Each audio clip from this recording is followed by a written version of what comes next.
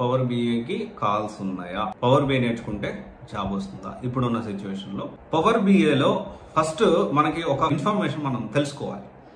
General గా US లో ఎలా ఉంటుంది అంటే, ఒక సబ్జెక్ట్ తీసుకుంటే ఎగ్జాంపుల్ పవర్ బిఏని తీసుకుంటే, పవర్ బిఏలో చాలా సెగ్మెంట్స్ ఉన్నాయి, చాలా కాంబినేషన్స్ ఉన్నాయి. Example power BI with SQL నేర్చుకుంటే అక్కడ దీనికి సంబంధించి జాబ్స్ ఇచ్చే పరిస్థితి ఉంటుంది. And they will stick to it, అంటే వాళ్ళు పవర్ బిఐ ఎస్క్యూఎల్ మాత్రమే నేర్చుకుంటారు.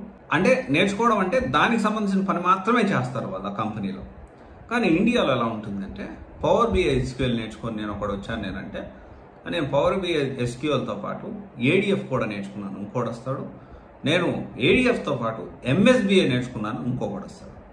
సో ఇలా ఏంటి అంటే ఒక కాంపిటీషన్ మనలో మనకి క్రియేట్ అవుతుంది. This is about India. So ఎందుకంటే ఇక్కడ పాపులేషన్ ఎక్కువ అండ్ చాలా మంది ఈజీగా ఉంటుందని పవర్ బిఐ నేర్చుకున్నారు. సో హైదరాబాద్లో చాలా మంది నేర్చుకున్నారు. ఒక టైంలో విపరీతంగా పవర్ బిఐ కాల్స్ వచ్చాయి. ప్యాకేజెస్ కూడా ఒక 12 lakhs 3 years పెట్టుకున్నారు, 4 years పెట్టుకున్నారు, 12 lakhs 30 lakhs ప్యాకేజెస్ కూడా వచ్చాయి.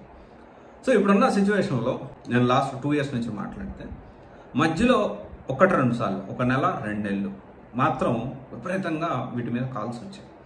బట్ లేటర్ ఆన్ మళ్ళీ ఈ కాల్స్ అనేవి అంతగా లేదు. This is about last 2 years. అంటే మనం చూసుకోండి, మీరు ఆల్రెడీ ఒకవేళ పవర్ బిఐలో ఎవరన్నా వర్క్ చేస్తున్నా కూడా ఈ విషయాన్ని మీరు క్లియర్గా వాళ్ళని అడిగి తెలుసుకోవడానికి ప్రయత్నం చేయండి. అయితే నేను ఏం చెప్పదలుచుకున్నానంటే, ఇప్పుడున్న సిచ్యువేషన్లో పవర్ బిఐ నేర్చుకోవచ్చు అంటే, ఎస్, కెరీర్ గ్యాప్ ఉన్న వాళ్ళు ఖచ్చితంగా పవర్ బిఐ నేర్చుకోవచ్చు. పవర్ బిఐ విత్ ఎస్క్యూఎల్ నేర్చుకోవాలి, ఏడిఎఫ్ నేర్చుకోవాలి, ఎంఎస్బిఐ నేర్చుకోవాలి. దీనితో పాటు ఇప్పుడు అడ్వాన్స్డ్గా పవర్ యాప్స్ గురించి ఎక్కువగా కంపెనీస్ ఇంటర్నల్గా ట్రైనింగ్స్ అనేవి చేస్తూ ఉన్నాయి. సో ఒకవేళ ఇఫ్ యూ వాంట్ టు, అంటే కొత్తగా పవర్ బిఐ నేర్చుకోవాలి అంటే 100% నేర్చుకోవచ్చు. కానీ ఇక్కడ కాంపిటీషన్ అనేది చాలా ఎక్కువగా ఉంది. అది ఫస్ట్ పాయింట్. మరి కెరీర్ గ్యాప్ అంటున్నారు, ఎంత కెరీర్ గ్యాప్ ఉంటే మనం నేర్చుకోవచ్చు?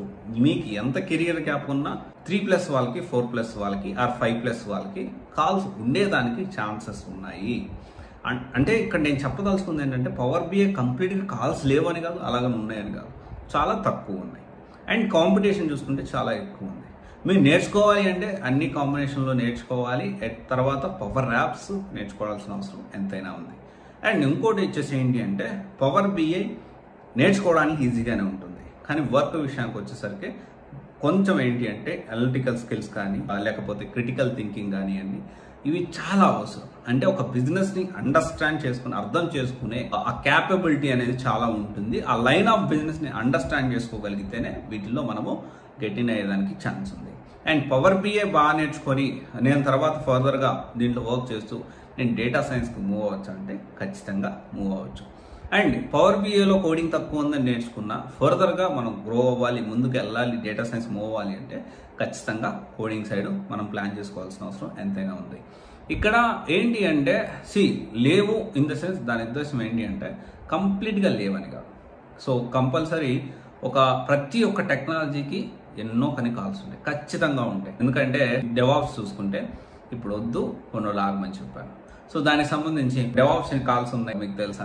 ఏ టెక్నాలజీ కూడా అస్సలు కాల్స్ లేకుండా ఉండవు అనే విషయాన్ని మనం అర్థం చేసుకోవాలి. ఇక్కడ మనం ఎక్కువ కాల్స్ ఉన్నాయా, కాంపిటీషన్ ఎలా ఉంది, సో తక్కువ కాల్స్ ఉన్నాయా, దాని గురించి మనం అర్థం చేసుకొని దాన్ని బట్టి ఆ కోర్స్ ముందుకు నడుచుకోవాలా వద్దా అనేది డిసైడ్ కావాలి. అండ్ ఆల్రెడీ పవర్ బిఐ నేర్చుకున్న వాళ్ళు పవర్ యాప్స్కి అప్డేట్ కాండి, ఆర్ఎల్స్ మ్యాక్సిమం నేను డెవాప్స్లో అయితే మీరు వెయిట్ చేయండి, అప్డేట్ అవ్వండి అని చెప్పాను. బట్ పవర్ బిఐకి మాత్రం అలా చెప్పట్లేదు.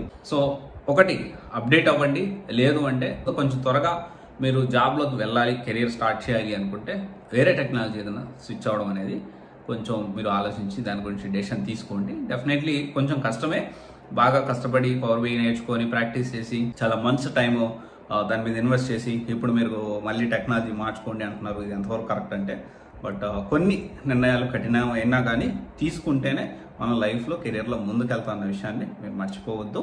సో పవర్ బిఐ బాగా నేర్చుకున్న వాళ్ళు ఇక మీకు మారడం ఇష్టం లేకపోతే మాత్రమే కంటిన్యూ అవ్వండి. వాళ్ళు కూడా పవర్ యాప్స్తో అప్డేట్ అవ్వండి, లేదు అంటే మాత్రం వేరే టెక్నాలజీ సెలెక్ట్ చేసుకోవడానికి ప్రయత్నం చేయండి. Okay, thank you. This is Raj signing off CLC Guidance Private Limited, one stop solution for algebra oriented courses. Thank you.